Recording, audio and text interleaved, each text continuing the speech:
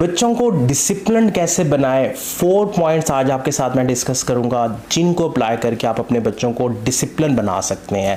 Because बहुत से parents ने ये क्यूरी किया सर कि बच्चों को डिसिप्लिन कैसे बनाएं। तो बच्चों को डिसिप्लिन बनाने के लिए जो पहला स्टेप है वो ये है कि आपने एक्टिव लिसनर बनना है। अमूमन ये देखने में आया है, रिसर्च बताती है कि अमूमन वालिदैन जो हैं बच्चे को एक्टिवली लिसन नहीं करते। बच्चा कुछ कह रहा है तो उसकी आधी बात सुनते हैं और अपना रिस्पॉन्स या अपना रिएक्शन कर देते हैं, जिसकी वजह से क्या होता है कि जो बच्चा है वो अपनी बात पूरी बता ही नहीं पाता और वालिदैन का कोई ना कोई रिएक्शन या कोई ना कोई रिस्पॉन्स आ जाता है, जिसकी वजह से बच्चा कंफ्यूज हो जाता है और बच्चे को हम डिसिप्लिन नहीं कर पाते। बच्चा जिद्दी हो जाता है, बच्चा जिद करना शुरू कर देता है। तो बच्चे को डिसिप्लिन करने के लिए पहला अहम स्टेप है कि आपने एक्टिव लिसनिंग करनी है। और एक्टिव लिसनिंग से मुराद है कि आपने बच्चे को अंडरस्टैंड करना है वो क्या बात कह रहा है, क्योंकि छोटे बच्चों की जो जुबान है, जो छोटे बच्चे हैं जो अभी अर्ली 3 ईयर तक जिनकी एज होती है, उनको वालिदैन ही बेहतर अंडरस्टैंड कर सकते हैं। सो एक्टिव लिसनिंग पहला पॉइंट है। एक्टिव लिसनिंग से आप बच्चों के डिसिप्लिन को बेहतर बना सकते हैं। दूसरा अहम स्टेप जो है बच्चों को डिसिप्लिन करने के लिए वो ये है कि जब बच्चा कोई भी अच्छा काम कर रहा है तो आपने उससे एप्रिशिएट करना है। बिकॉज जो एप्रिसिएशन का प्रोसेस है वो बच्चे के माइंड में एक सेल्फ ऑफ कॉन्फिडेंस प्रोड्यूस करता है। वो बच्चे के माइंड में ये इमेज क्रिएट करता है कि उसने अच्छा काम किया। अब इसकी निस्बत अगर एक बच्चा अच्छा काम नहीं कर रहा जो कि किसी लिहाज से भी आपको लगता है कि ठीक नहीं है, तो वहां पे क्या करना है? तो वहां पे अमूमन आपने खामोशी इख्तियार करनी है।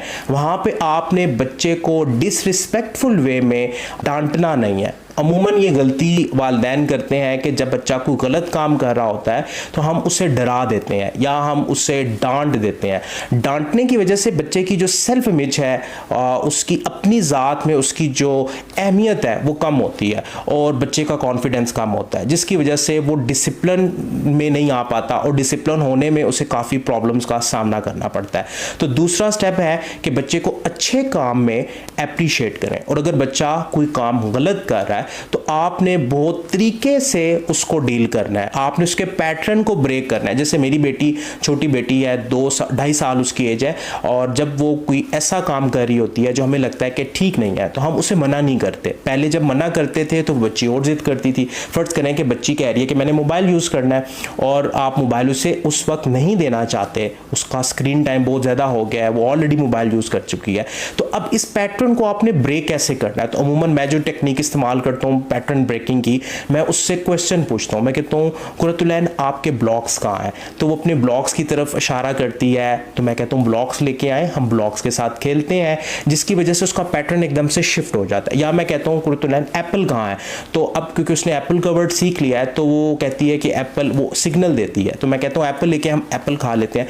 या मैं उससे क्वेश्चन पूछता हूं कि मेरी डायरी कहां पड़ी हुई है, और जब मैं उसे डायरी का वर्ड देता हूं तो वो मेरी डायरी तलाश करना शुरू करती है और उसका माइंड का जो पैटर्न है वो एकदम से ब्रेक हो जाता है। वो जो जिद वाला उसका बिहेवियर था उसको मैं काट देता हूं, तोड़ देता हूं, उसको एक नई डायरेक्शन दे देता हूं, जिसकी वजह से वो उस नई डायरेक्शन की तरफ आ जाती है। लेकिन कई दफा होता है कि कुछ देर बाद वो फिर कहती है मोबाइल, तो मैं उसको दोबारा से फिर से पैटर्न ब्रेकिंग टेक्निक का इस्तेमाल करता हूं, जिसकी वजह से उसको एक पॉजिटिव मैसेज जाता है।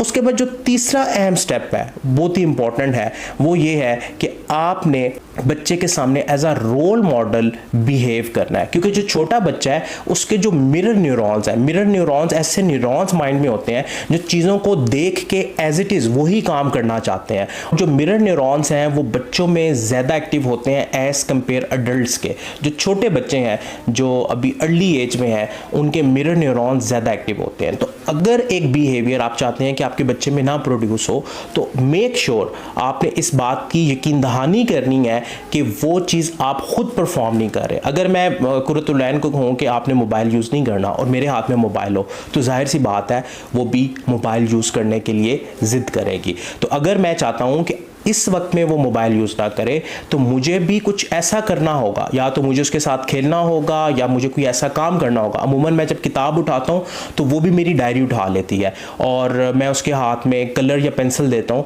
वो उसके ऊपर सिर्फ इसी तरह लाइनें लगाती रहती है। लेकिन क्योंकि ये अमल मैं इसलिए करता हूँ कि मैं उसके माइंड पैटर्न को ब्रेक करता हूँ और parents as a role model बच्चे के सामने है, मिरर न्यूरॉन्स देखते हैं कि पेरेंट्स क्या कर रहे हैं बच्चे के, जिसकी वजह से बच्चा भी वही करने की कोशिश करता है। अमूमन घर के अंदर बहुत से लोग मोबाइल का इस्तेमाल कर रहे होते हैं और बच्चा भी उनको मोबाइल इस्तेमाल करते हुए देखता है, जिसकी वजह से बच्चे के माइंड में भी ये फीलिंग आती है कि वो मोबाइल यूज़ करे, क्योंकि बच्चे के मिरर न्यूरॉन्स जो हैं वो बड़े एक्टिव होते हैं। बच्चा देख के सीखता है, इसलिए बच्चे के सामने एज अ रोल मॉडल बने। आप जो बच्चे के बिहेवियर चाहते हैं वो उसके सामने परफॉर्म करना शुरू करें।